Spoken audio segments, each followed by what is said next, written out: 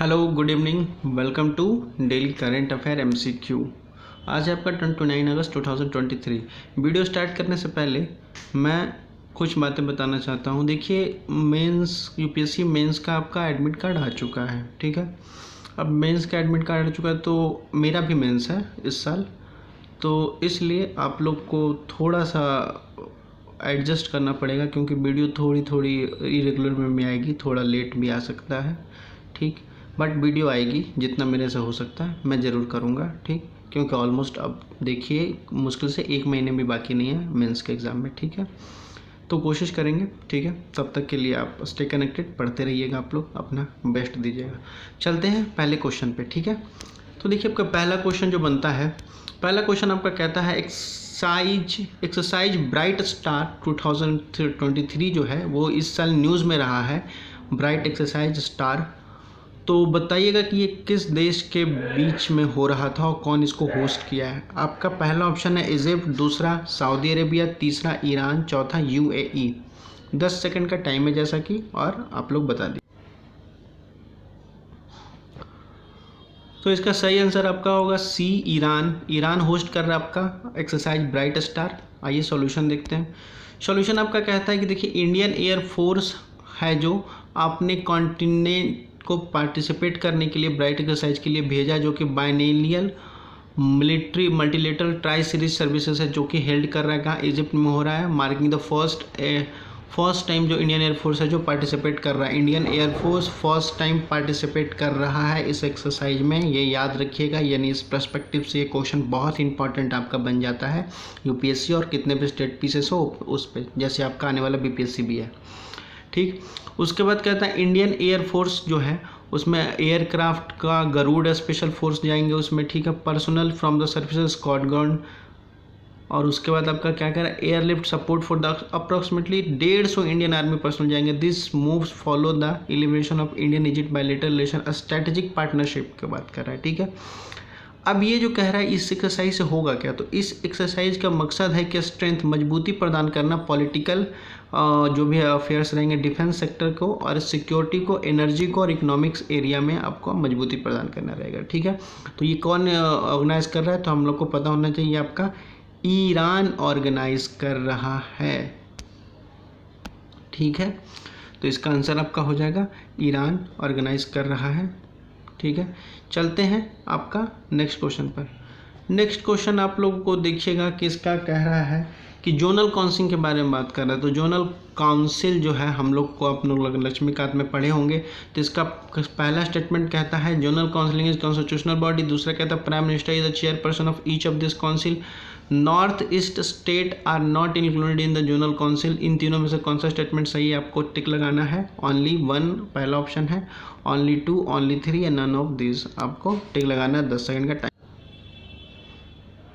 अब इसका सही आंसर जो हो जाएगा, इसका हो जाएगा ओनली 1 करेक्ट है, ठीक है। कौन सा करेक्ट है, आपका थर्ड ऑप्शन करेक्ट है कि नॉर्थ ईस्टर्न स्टेट को आपको जोनल काउंसिल में शामिल नहीं किया गया है। तो क्या है सर सॉल्यूशन, देखिए सॉल्यूशन देखिए आपका बात करता है कि zonal council are set up by the क्या है, पार्ट 3 ऑफ द स्टेट और रीऑर्गेनाइजेशन एक्ट 56 वाला, ठीक है। और ये क्या है, आपका स्टैट्यूटरी बॉडी है, ठीक है। कॉन्स्टिट्यूशनल बॉडी नहीं है, स्टैट्यूटरी बॉडी। तो आपका पहला कैंसिल हो जाता है, आपका पहला स्टेटमेंट। देखिए आपका पहला स्टेटमेंट कैंसिल हो गया ये। अब दूसरा स्टेटमेंट क्या कहता है आपका, तो दूसरा स्टेटमेंट में देखिए सॉल्यूशन कहता है कि union home minister is the chairperson of this council. Union home minister ना कि आपका प्राइम मिनिस्टर होता है, ठीक है। अब नॉर्थ ईस्ट स्टेट जो है, नॉर्थ ईस्टर्न स्टेट, उसको एक्सक्लूड कर दिया गया, उनको शामिल नहीं किया गया जनरल काउंसिल में, because they are the special problem look at by the north eastern council. अलग से एक काउंसिल बनाया गया नॉर्थ ईस्टर्न काउंसिल, जो कि आपका 1972 में बना था, ठीक है। और the state of Sikkim has been included in the north eastern council. कब 2002 में इनको ऐड किया गया था सिक्किम को, और ये बना कब था, नॉर्थ ईस्टर्न काउंसिल 72 में बना था, याद रखिएगा, ठीक है। चलते हैं हम अपने नेक्स्ट क्वेश्चन पर। नेक्स्ट क्वेश्चन कहता है with the reference of India's religious minority community consider the following statement. पहला स्टेटमेंट आपको कहता है these include the 6 religion notify under the section 2 of the national commission minority act 1992, जिसमें आपका कह रहा है पहला। दूसरा statement among them Christian makeup the largest religious minority. Third statement the justice of Rajendra Sachar committee, जो सचर कमेटी आई थी by the UPA government to look into the social, economical and educational standing of the Muslim in India। अब इसमें से आप लोग को कौन सा स्टेटमेंट सही है उसके बारे में बात कर रहा है। तो पहला ऑप्शन ओनली 1, दूसरा ऑप्शन ओनली 2, तीसरा ऑल 3 या नन ऑफ दीज। 10 सेकंड का टाइम है, टिक लगा ली। तो इसका सही आंसर आपका हो जाएगा ओनली 2, 2 सही है, बी ऑप्शन आपका सही होगा। कैसे सही होगा सर? तो आइए इसका सॉल्यूशन देखते हैं। तो एक कह रहा है India is the home of over 30 crore यानी 20% of people from the religious minority, यानी 20% इंडिया में लोग जो माइनॉरिटी में है, ठीक है, यानी 30 करोड़ लोग माइनॉरिटी में, ठीक है। These include 6 religion notified under the section 2 of the National Commission of Minority 1992.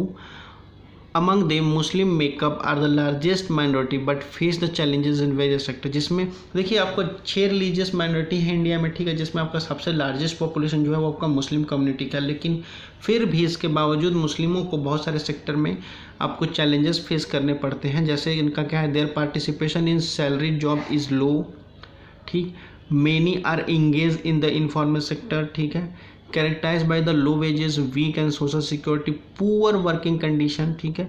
Justice Rajendra Sachar committee जो बनाई गई थी यूपीए गवर्नमेंट के द्वारा कांग्रेस के टाइम पर, ठीक है, जो कह रही थी कि मुस्लिम के सोशल, इकोनॉमिकल और एजुकेशनल को ध्यान देगी और उसको बढ़ाने की कोशिश करेगी, इसके बारे में बात कर रही थी, ठीक है। तो ये रहा आपका। और नेक्स्ट क्वेश्चन चलते हैं। नेक्स्ट क्वेश्चन कहता है एक आपका स्कीम है न्याय सवेरा, उसके बारे में स्टेटमेंट है और उसमें से आपको ढूंढना है कौन सा स्टेटमेंट सही है। तो देखिए पहला स्टेटमेंट कहता है the scheme is being implemented by the ministry of education. दूसरा कहता है it was launch to provide the free coaching to minority student to entrance for the technical and professional courses and competitive examination. इसमें से आपका कौन सा statement सही है उसके बारे में बात कर रहे हैं। तो आपका क्या हो जाएगा, ओनली 1, ओनली 2 और बोथ 1 एंड 2 या नन ऑफ दिस। 10 सेकंड का टाइम है, प्लीज टिक लगा लीजिएगा। इसका सही आंसर हो जाएगा आपका बी यानी ओनली 2, केवल 2 सही है कि ये लॉन्च किया गया आपका फ्री कोचिंग के लिए, लेकिन आपका मिनिस्ट्री ऑफ एजुकेशन के द्वारा इम्प्लीमेंटेड नहीं है। किसके द्वारा इम्प्लीमेंटेड है? तो देखिए ये जो आपका मिनिस्ट्री ऑफ माइनॉरिटी अफेयर के द्वारा इम्प्लीमेंटेड है, ठीक है। न्याय सवेरा हाल ही में जो स्कीम आई है, ठीक है, जो क्या करता है फ्री कोचिंग ऑलराइट स्कीम के बारे में बात करता है, जिसका एम है कि एसोसिएशन को असिस्टेट करना जो बिलोंग करते हैं 6 नोटिफाइड रिलीजियस कम्युनिटी से, जैसे Sikh student, Jain student, Muslim student, Christian student, Buddhist student और Parsi student, by the way of a special coaching for qualifying the examination admission for technical and professional courses and competitive examination for the requirement of group A, group B, group C services के लिए, ठीक है, and other equivalent post under the central government and state government including public sector undertaking, bank and railway.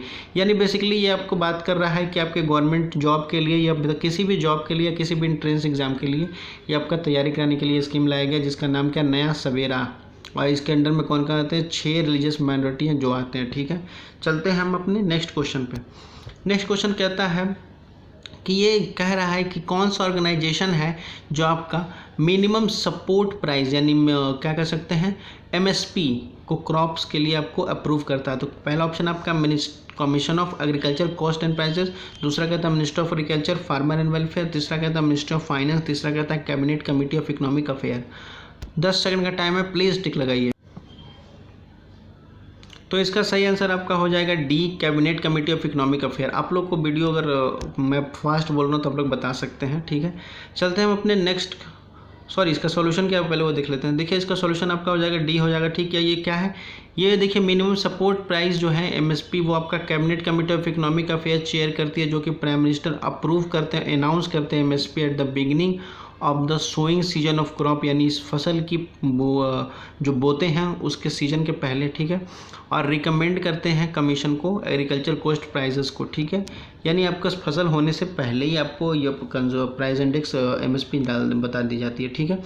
चलते हैं next question पे। Next question आपका कहता है कि which of the following benefit are provided to account holder under the Pradhan Mantri Jan Dhan योजना। इसके तहत कौन सा स्टेटमेंट सही है इसके बात कर रहा है। तो कह रहा है there is no requirement to maintain any minimum balance in Pradhan Mantri Jan Dhan Yojana. दूसरा कहता है RuPay debit card is provided to Pradhan Mantri Jan Dhan Yojana. तीसरा स्टेटमेंट कहता है and overdraft facilitated up to 10,000 eligible account holder to available. ठीक है, अब इसमें से सही आंसर लगाना है। तो पहला कहता है 1 and 2, दूसरा कहता है 2 and 3, तीसरा कहता है 1 and 3, डी कहता है 1, 2 and 3 बोथ। आपके पास 10 सेकंड का टाइम है, प्लीज टिक लगाइए।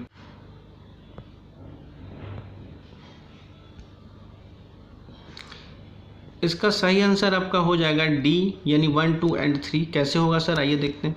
तो देखिए, इसको कहता है प्रधानमंत्री जन धन योजना national mission for financial inclusion complete the 9 year of successful implementation more than the 50 crore beneficiary banked under the Pradhan Mantri Jan Dhan योजना सिंस इंसेप्शन। यानी जब से ये लागू हुआ है प्रधानमंत्री जन धन योजना, यानी इसके 9 साल हो गए और 9 सालों में 50 करोड़ लोगों ने इसको बेनिफिशियरीज के क्या कह सकते हैं, लाभदायक रहे हैं, लाभार्थी रहे हैं। ठीक है, प्रधानमंत्री Jan Dhan Yojana is a national mission for financial inclusion to access the financial service namely basic saving, deposit account, remittance, credit, insurance and pension in an affordable manner. यानी प्रधानमंत्री जन धन योजना जो है, जो भी अकाउंट खोला जाएगा वो आपका कह रहा है कि बेसिकली सेविंग अकाउंट हो सकता है, डिपॉजिट अकाउंट हो सकता है, रेमिटेंस अकाउंट हो सकता है जो बाहर से पैसे आते हैं विदेश से भेजते हैं, क्रेडिट के लिए भी अकाउंट खोल सकते हैं, क्रेडिट कार्ड के लिए, इंश्योरेंस के लिए, पेंशन के लिए। ठीक है, इन सब के लिए अकाउंट खोल सकते हैं, प्रधानमंत्री जन धन योजना कहता है। ठीक है, अब ये कहता है कि under this scheme basic saving bank deposit account can be opened in any bank और बिजनेस कॉर्पोरेशन बैंक, यानी बैंक में outlet by the person not having any other account, यानी किसी के पास अदर अकाउंट नहीं है उसके लिए भी। ठीक है,